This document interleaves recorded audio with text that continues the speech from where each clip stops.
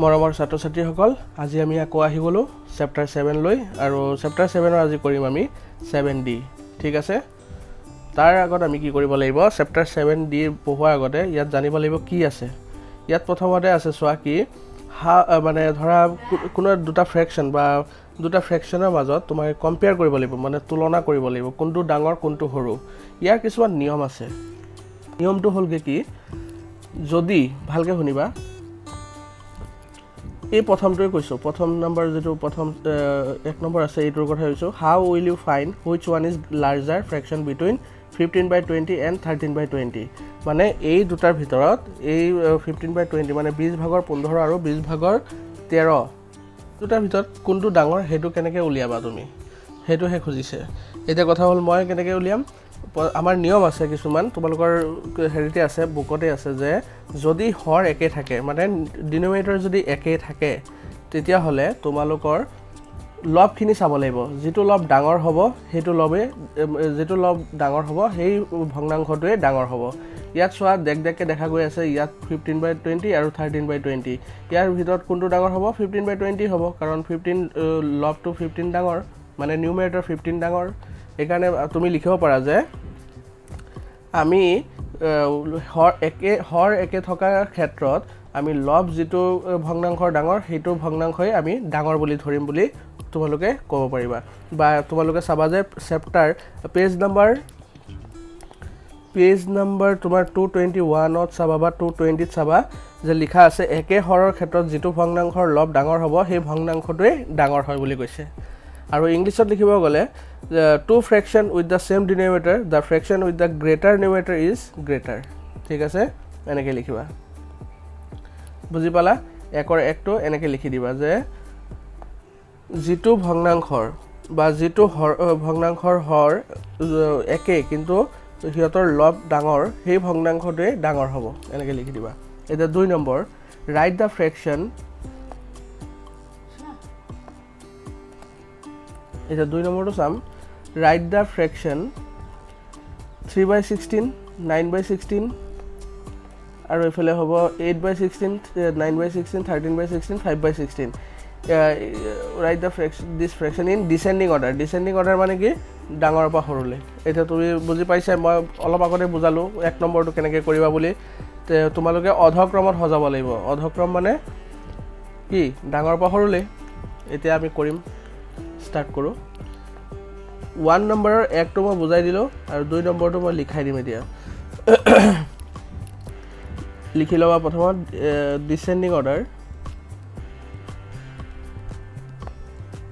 descending order equal to মানে অধক্ৰমত অসমীয়া মিডিয়ামৰ কৈছে যে অসমীয়াত অলপ বুজাই দিবলে মই অসমীয়াটো লিখি দি আছো অধক্ৰমত এনেকৈ লিখি লবা লিখি লৈ তাৰ পিছত কোনটো ডাঙৰ ইয়াৰ ভিতৰত চোৱাচোন এই ভগ্নাংশকিটাৰ ভিতৰত কোনটো ডাঙৰ হ'ব 19/16 কাৰণ সোৱা সবৰে হৰ একে আছে হৰ একে থাকিলে আমাৰ কোনো প্ৰবলেম নাই যেটো লব ডাঙৰ হেতু লবে লৈ আহিম 19/16 আগত লিখিম 19/16 কমা তাৰ পিছত লিখিম 13/16 কমা তাৰ পিছত লিখিম 9/16 কমা 8/16 কমা 5/16 কমা 3/16 এইটো হৈ গল আমাৰ আনসাৰ 2 নম্বৰ একৰ 2 টো হৈ গল আমাৰ এতিয়া আমাৰ একৰ 3 টো কি কৈছে which fraction is the biggest among them এটা কৈছে যে তোমাৰ এই 1/6 মানে 6 ভাগৰ 1 2 ভাগৰ 1 আৰু 9 ভাগৰ 1 ৰ ভিতৰত আটাইতকৈ ডাঙৰ ভগ্নাংশটো কোনটো এতিয়া এই ক্ষেত্ৰত চোৱাচোন এই ক্ষেত্ৰত তোমালোকৰ হৰকিটা একে আছে নে এই হৰকিটা একে আছে নে নাই নিশ্চয় নাই এই ক্ষেত্ৰত কেনেকৈ কৰিবা এই ক্ষেত্ৰত তোমালোকে তুলনা কেনেকৈ কৰিবা যেতিয়া তোমাৰ থাকিব কি লব আগত হৈ গৈছিলে হৰৰ কথা এতিয়া আহি গল লবৰ ক্ষেত্ৰত লব যদি একে থাকে মানে মই লিখি লৈছো তেতিয়া হলে বুজিবলৈ ভাল হ'ব 1/6 মানে 6 ভাগৰ 1 1/2 1/9 এই তিনিটাৰ গুটেকিটাৰে চোৱাচোন লব একে হয়নে গুটেকিটাৰে লব একে এতিয়া লব যদি একে থাকে বা সমান হয় তেন্তে সৰু হৰৰ ভগ্নাংশটো ডাঙৰ হ'ব আৰু ডাঙৰ হৰৰ ভগ্নাংশটো সৰু হ'ব কি কৈছো সৰু হৰৰ ভগ্নাংশটো হ'ব ডাঙৰ আৰু ডাঙৰ হৰৰ ভগ্নাংশটো হ'ব সৰু বুজি পাইছা তেন্তে আমি বুজি পালো যে যদি একে লব থাকে বা নিউমেৰেটৰ যদি সেম থাকে তেতিয়া হলে যিটো ভগ্নাংশৰ ডিনোমিনেটৰ সৰু হেতু হ'ব ডাঙৰ ফ্ৰেকশন বা ডাঙৰ ভগ্নাংশ বুজিলা এতিয়া আমি কি কৰিব পাৰো ইয়াত বিগেষ্ট কোনটো বিগেষ্ট হয় দা biggest fraction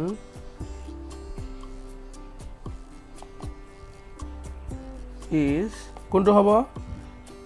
যেটো ডাঙৰ হৰ হেতু সৰু হ'ব যেটো সৰু হৰ হেতুহে ডাঙৰ হ'ব 1/2 1/2 আৰু অসমীয়াত লিখিলে কি লিখিবা আটাইতকৈ ডাঙৰ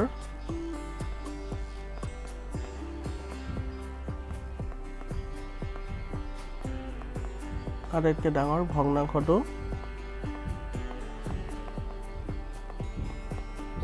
হৈছে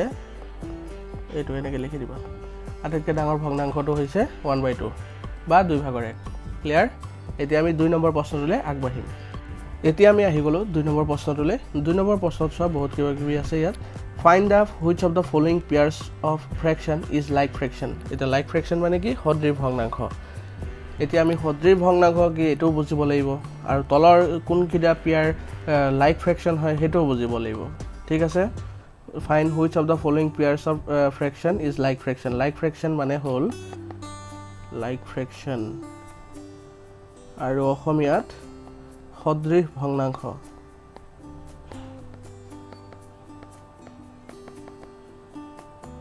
এটা কথা হল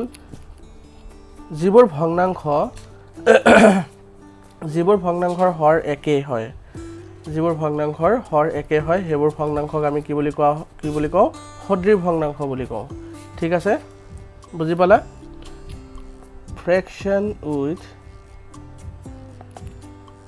fractions with same denominator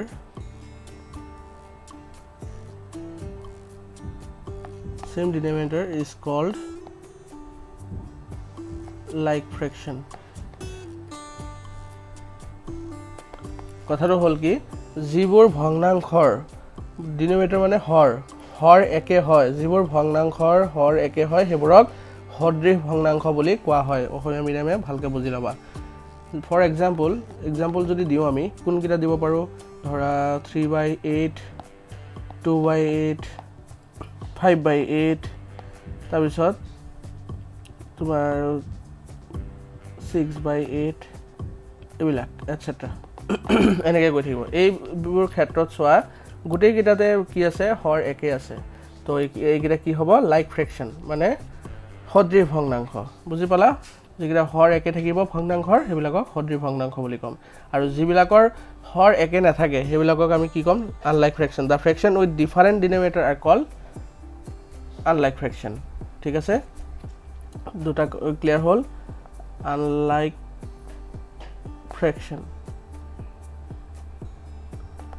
fraction to কি কয় অসদৃশ ভগ্নাংশ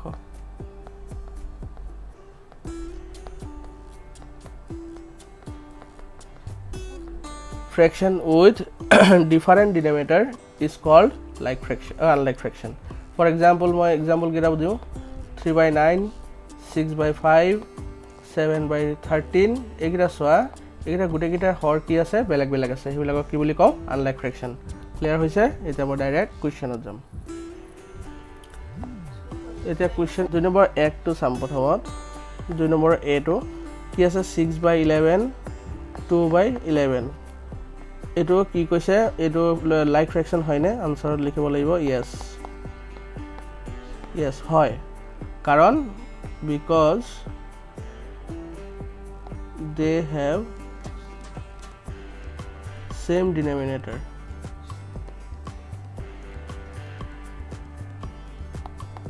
হয় কাৰণ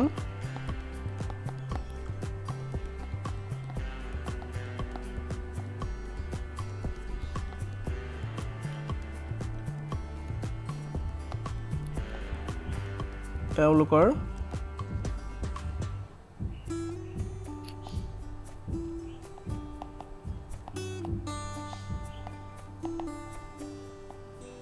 হৰ একেই সদৃশ ভগ্নাংশ হয়নে নহয় তোমালোকে জনাব লাগে হয় কাৰণ এই দুটাৰ কি হয় ডিনোমিনেটৰ সেম হয় এতিয়া সোৱা a টো হৈ গল b টো হয়নে তোমালোকে নিজে সোৱা এটো মিক্স ফ্ৰেকশন হয় দুইটা কি হয় মিশ্ৰ ভগ্নাংশ কেনেকৈ আমি কনভাৰ্ট কৰো শিকাইছিলো নহয় কেনেকৈ কনভাৰ্ট কৰিব লাগে 11 and 2/4 11 সমস্ত 4 ভাগৰ 2 আৰু এফালে 11 সমস্ত 3 ভাগৰ 5 ভাগৰ 3 ভাঙিবা কেনেকৈ এইটো লগত এইটো কি হয় পূৰণ হয় আৰু এইটো লগত এইটো যোগ হয় মনত আছে তলত 4 হ'ব 4 11 গুণ 44 44 প্লাস 2 46 এইটো আৰু এফালে কিমান হ'ব তলত 5 হ'ব এফালে হ'ব 55 প্লাস 3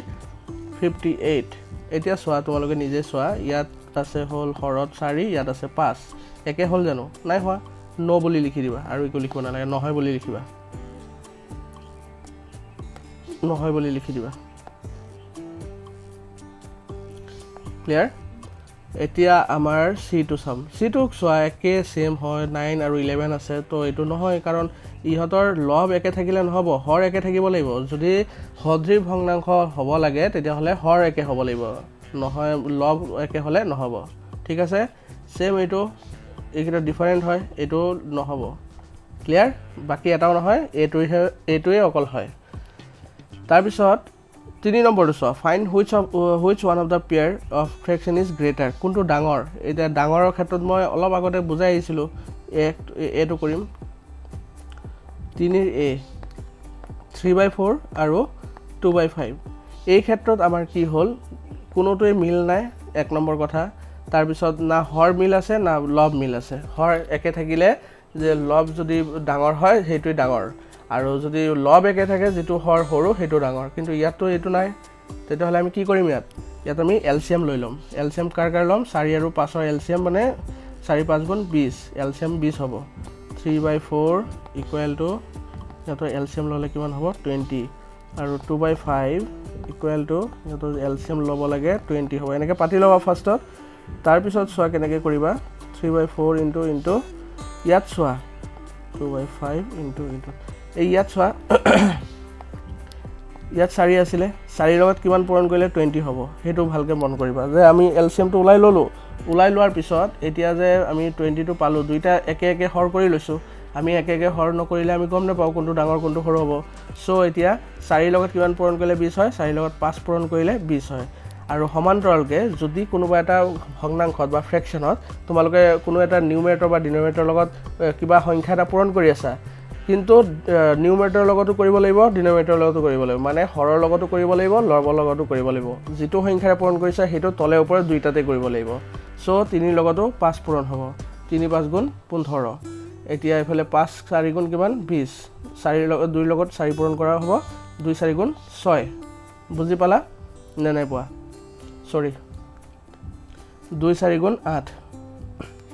এতিয়া সোৱা 15/20 ডাঙৰ নে 8/20 ডাঙৰ 15/20 ডাঙৰ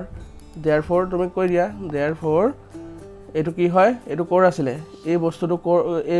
কোৰ লগত ৰিলেটেড এটো লগত ৰিলেটেড 3/4 ৰ লগত ৰিলেটেড therefore 3/4 is greater এতেকে 3/4 হৈছে ডাঙৰ অসমীয়াত লিখি দিছো আৰু ইয়াত তোমালোকে লিখিব পাৰা therefore 15/20 greater than 8/20 এটো লিখাৰ পিছত এইখিনি লিখি দিবা বুজি পালা ক্লিয়াৰ হৈছে এতিয়া আমি কৰিম বি এটো মিক্স ফ্ৰেকশন আছে প্ৰথমত মিক্স ফ্ৰেকশনৰ পৰা তুমি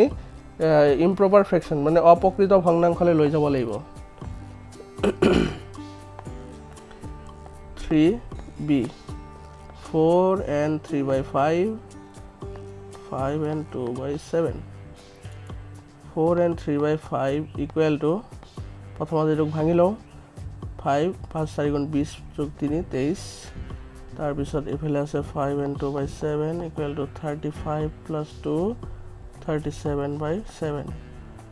এতিয়া কৰিব লাগিব কি 5 আৰু 7 ৰ এলসিএম উলাব লাগিব 5 আৰু 7 ৰ এলসিএম হ'ব 7 5 যা কিমান হ'ব 35 এইটো হ'ব এলসিএম কিটা বহাই দিয়া লহাগু কিটা বহাই দিয়া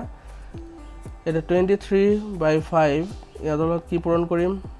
আৰু এইফালে 37/7 কি পূৰণ কৰিম এতিয়া 7ৰ লগত কিমান পূৰণ কৰিলে 35 হ'ব 7ৰ লগত 5 পূৰণ কৰিলে 35 হ'ব 5 5 বহাই দিয়া তাৰ পিছত এতিয়া 37 5 গুণ কিমান হ'ব 35 5 গ'লে 3 15 18 185 আৰু এইফালে 5ৰ লগত কি পূৰণ হ'ব 5ৰ লগত 7 পূৰণ হ'ব নিউমাৰেটৰ লগত ডিনোমিনেটৰ লগত 7 কৰিছো নিউমাৰেটৰ লগতো 7 কৰিম এতিয়া 23 7 গুণ কিমান হ'ব 161 এতিয়া চোৱা 161 ডাঙৰ নে 185 ডাঙৰ 185 ডাঙৰ obviously আৰু কিয় আমি একে একে হৰ কৰি লৈছো therefore 185 বা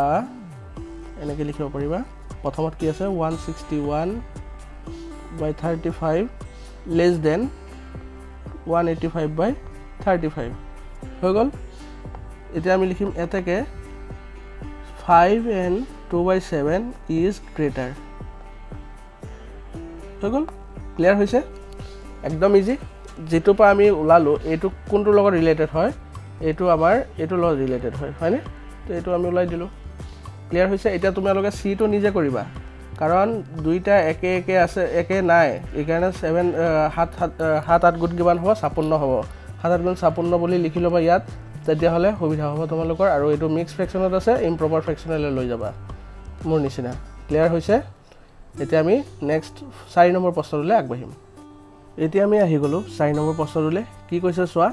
convert them to their lowest form বুলি কৈছে and then compare them কৈছে যে হিয়তক আগত প্ৰথমতে লঘিষ্ঠ আকাৰলৈ নি তুলনা কৰিব লাগিব কেনেকৈ কৰিম চাই লোৱা 4 নম্বৰ 1 টো বুজাই আছো 10/15 মানে 15 ভাগৰ 10 আৰু 75 ভাগৰ 25 আনসাৰটো স্টাৰ্ট কৰো এতিয়া চোৱা 10/15 পাতি লোৱা ইয়াত তাৰ পিছত এফালে পাতিলো 25/75 এটা যেহেতু হিয়তৰ লঘিষ্ঠ আকাৰলৈ লৈ যাব লাগে বা লোয়েষ্ট ফৰ্মলৈ লৈ যাব লাগে প্ৰথমত আমি কি কৰিম 10 আৰু 15 ৰ মাজৰ এলসিএম উলাই লম 10 আৰু 15 ৰ এলসিএম উলাম 5 2 গুণ 10 5 3 গুণ 15 ক্লিয়াৰ বা হিয়তৰ কিহেৰে যাব হেতু আমি চাই লম 5 এৰে যাব ইয়াত দুটা কিহেৰে যায় 5 এৰে যায় এটো চাই লবা প্ৰথমত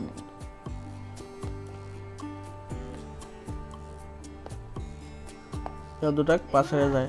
10/15 এইটো যদি ডিভাইড কৰো কিহেৰে কৰিম 5 এৰে কৰিম দুইটাকে 5 এৰে কৰিম মানে লঘিষ্ঠ আকাৰে নিব হলে আমি হৰণ কৰিবই লাগিব দুইটা কিহেৰে যায় 5 এৰে যায় তে 5 2 গুণ কিমান 10 5ত কেবাৰ দুবাৰ আৰু 15 5ত কেবাৰ তিনিবাৰ 2/3 আৰু ইফালে 25/75 ক আমি কিহেৰে লৈ যাব পাৰো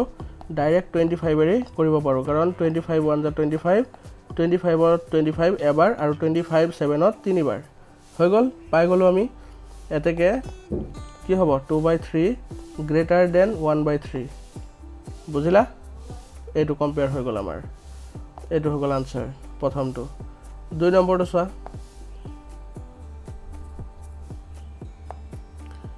2 নম্বৰটো কি কৈছে 40/64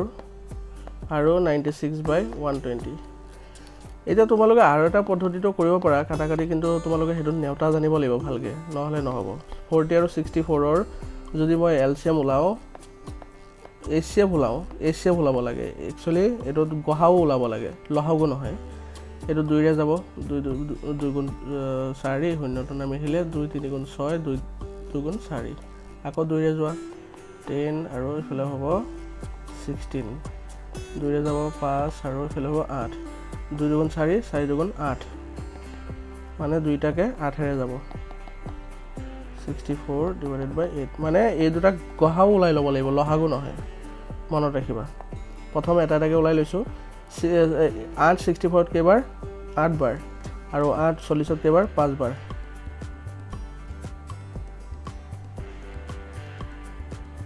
তাৰ পিছত কি আছে 96/120 divided by এটা 96 আৰু ইফালে 120 2 4 যা 8 আৰু 2 8 যা 16 2 6 যা 12 0 2 24 যা 30 যা 2 12 যা 2 15 যা তাৰ পিছত 3 যা যাব 3 4 যা 3 5 যা হৈ গ'ল আৰু নাযায় 2 to the 4 4 to the 8 4 8 3 যা 24 24 ৰে যাব এটো 24 ৰে যাব এটা 24 120 কেবাৰ 24 বাৰ আৰু 96 ত 24 চাৰিবাৰ ক্লিয়াৰ এতিয়া আমাৰ লঘিষ্ঠকাৰে লৈ গলো দুইটাকে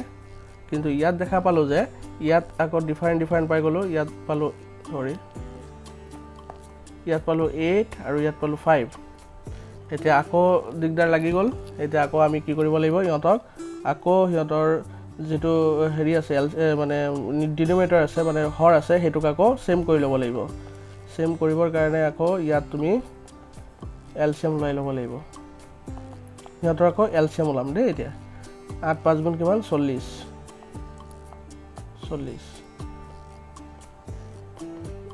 into 4/5 into এটা 8 5 যা 40 আৰু 5 5 যা 25 আৰু 4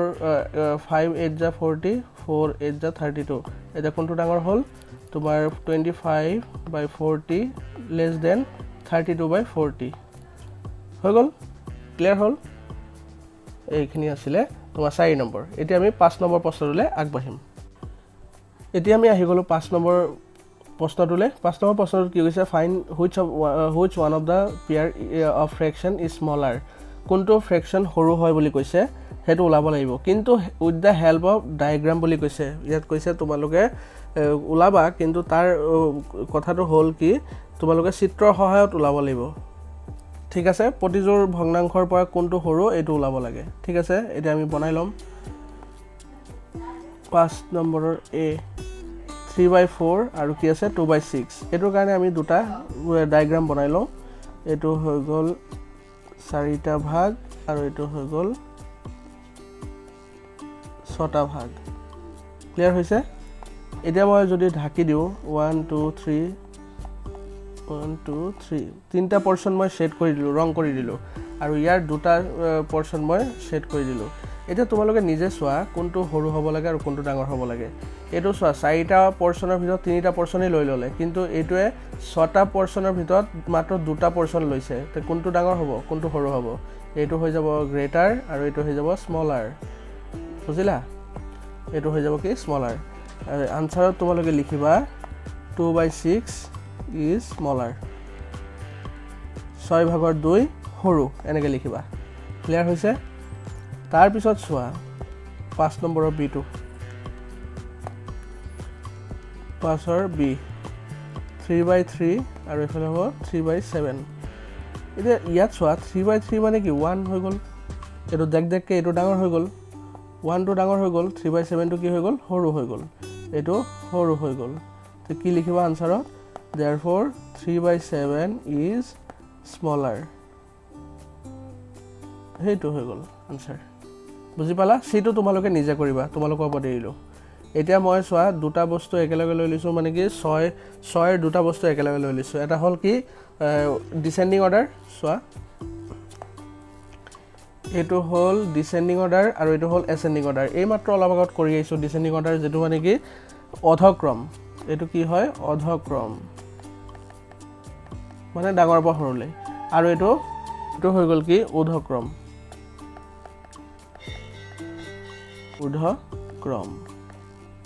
ক্লিয়াৰ এটা মই যিকোনো এটা দেখুৱাই দিম তোমালোকে নিজে বাকি কিটা কৰিবা 6 নম্বৰৰ মই এটা দেখুৱালো a এৰ পৰা এটা দেখুৱালো b এৰ পৰা এটা দেখুৱাম ওকে প্ৰথমত মই দেখুৱাও 6a1 3/8 9/16 19/24 আৰু 1/4 এতিয়া এটো কৰিব যাওতে তোমালোকে কি কৰিব লাগিব এলচিএম ফাইন্ড কৰিব লাগিব কাৰ 8 16 24 আৰু 4 ৰ এগিটা গুটে গিটাৰ কি লাগিব এলচিএম লাগিব 4 to the 8 4 4 the 16 4 6 the 24 4 1 the 4 আকৌ 2 ৰে 2 1 the 2 2 to the 4 2 3 the 6 1 তাৰ পিছত আকৌ 2 ৰে যদি কৰো 1 এটো 3 1 3 ৰে কৰি দিয়া গুটে গিটা 1 হৈ যাব ইয়াত যে কি cable 4 to the 8 8 to the 16 16 3 যা কিমান 28 ইকুৱেল টু কিমান 48 হৈ যাব গোটেইকেইটাৰ এলচিএম ক্লিয়াৰ এতিয়া আমি কৰিম ইয়াত চোৱা 3/8 ইকুৱেল টু এইটো ডেছ দি পেলাই ইয়াত লিখিম 48 আকৌ 9/16 লিখিম ইয়াত আকৌ অলপ ডেছ দি পেলাই ইয়াত লিখিম 48 কাৰণ গোটেইকেইটাৰ এলচিএম সেম হ'ব লাগিব 19/24 equal to dash equal to 48 তাৰপিছত 1/4 equal to dash equal to 48 এইটো চা 8 কিমান যে 48 হ'ব 3/8 ইনটু 8 তোমাৰ 6 যা 48 3 6 যা 18 9/16 ত 16 কিমান যা তোমাৰ হেৰি হ'ব 48 হ'ব 16 3 যা 48 9 3 যা 27 19/24 24 2 যা 48 আৰু 19 2 যা 38 তাৰপিছত 1/4 4 কিমান যা 48 হ'ব 4 12 যা 48 1 12 যা 12 এটা কি পালো চোৱা ইয়াত পালো 18/48 27/48 38/48 12/48 এতিয়া আমি প্ৰথমৰটো কি লিখিব লাগে অধক্ৰম মানে ডিসেন্ডিং অৰ্ডাৰ হ'ব হলে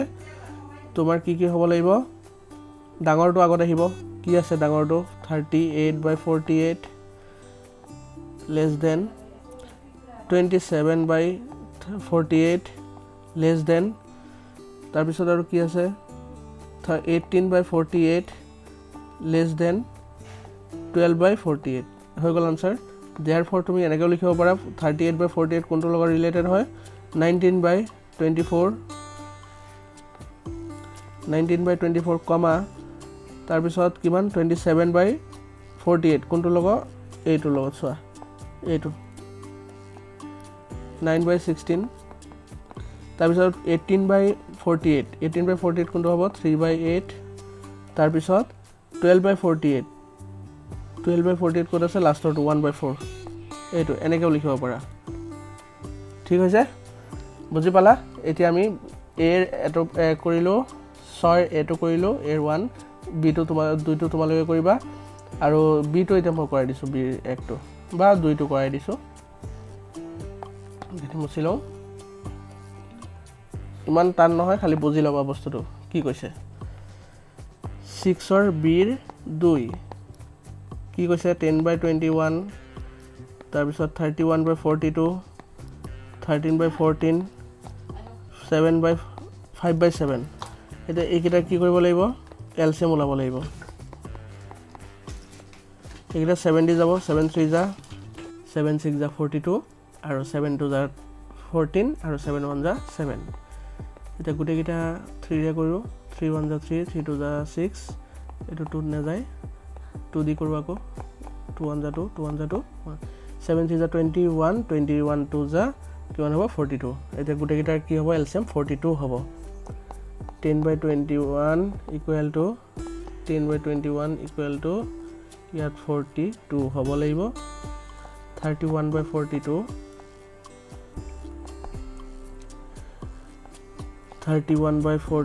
ইকুৱেল টু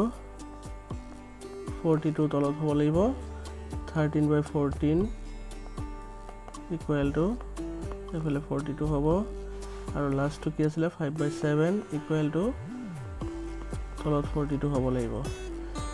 এটা প্ৰথমত 21 2 যা কিমান হ'ব 42 হ'ব 10 2 যা 20 হ'ব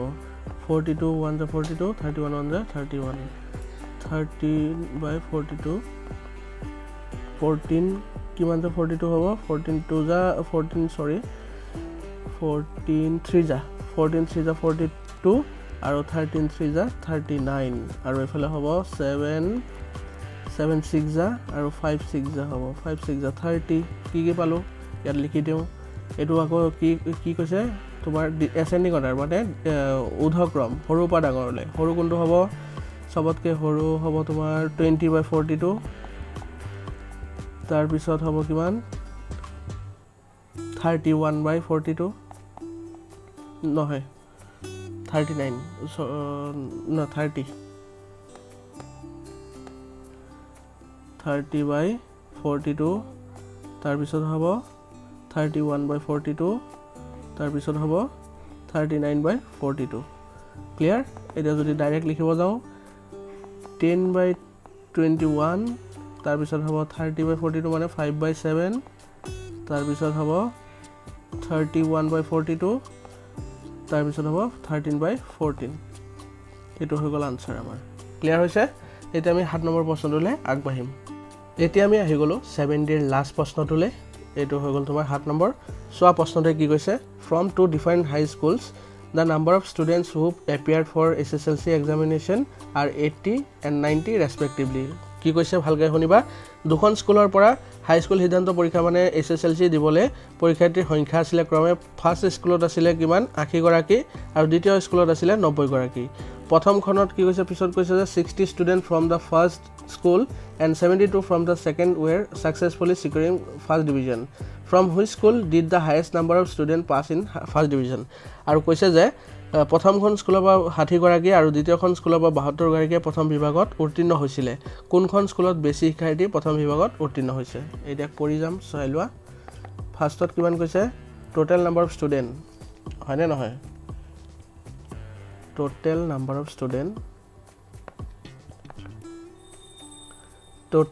of student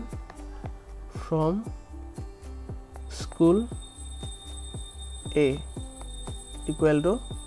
80 বা first school এনেকৈ লিখিব পাৰা from first school কিমান 80 মানে কি কৈছে মোট ছাত্ৰৰ সংখ্যা মোট ছাত্ৰ ছাত্ৰীৰ সংখ্যা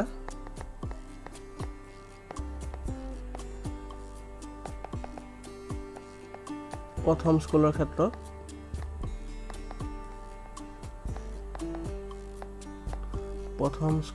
ক্ষেত্ৰত ঠিক আছে তাৰ পিছত total number of student from second school দ্বিতীয় স্কুলৰ পৰা কেজন 90 জন ক্লিয়াৰ হৈছে তাৰ পিছত কি কৈছে 60 students from the first school and 72 from the second school were successfully securing first division again আকৌ securing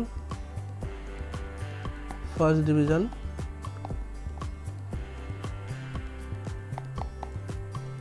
from first school 60 securing first division from second school equal to 72 therefore কি পালো 60/80 প্ৰথম স্কুলৰ ক্ষেত্ৰত আৰু এটো হ'ব 72/90 সেকেন্ড স্কুলৰ ক্ষেত্ৰত ক্লিয়াৰ হৈছে এই দুটা ফ্ৰেকশন আমি পাই গলো এটা এই দুটাক ওলাবৰ কাৰণে আমি কি কৰিব লাগিব আমি ইহঁতৰ এলসিএম ওলাব লাগিব এলসিএম ফাইন্ড কৰিব লাগিব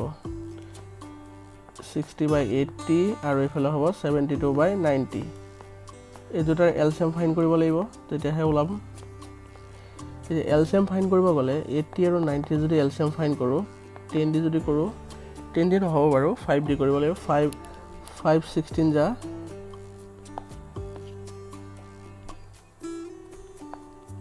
5 16 যা 80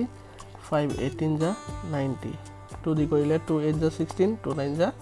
18 এটা 8 9 যা 72 72 10 যা 72 10 যা 720 কি হ'ব 720 হ'ব ইহঁতৰ এলসিএম কিটা 72/90 60/80 এটা 80 লগত কিমান ইনটু কৰিলে 720 হ'ব 80 লগত 9 ইনটু কৰিলে 720 হ'ব ওপৰটো 9 ইনটু কৰিম 6 9 যা 54 0 বহাই দিয়া এটা 90 লগত কিমান ইনটু কৰিলে 720 হ'ব 80 ক্লিয়াৰ সৰি 8 ইনটু কৰিলে 720 হ'ব আৰু 72 লগত 8 ইনটু কৰিলে কিমান হ'ব 5576 ক্লিয়াৰ হৈছে এটা দেখা গল যে সেকেন্ড যেটো স্কুল আছিল তাত ফার্স্ট ডিভিজন পোৱা সংখ্যা বেছি এই আছে 576 therefore জায়গা হোৱা নাই এখানে মই ইয়াতে কৰি দিছো কি কৈছিলে ইয়াত highest number of student therefore second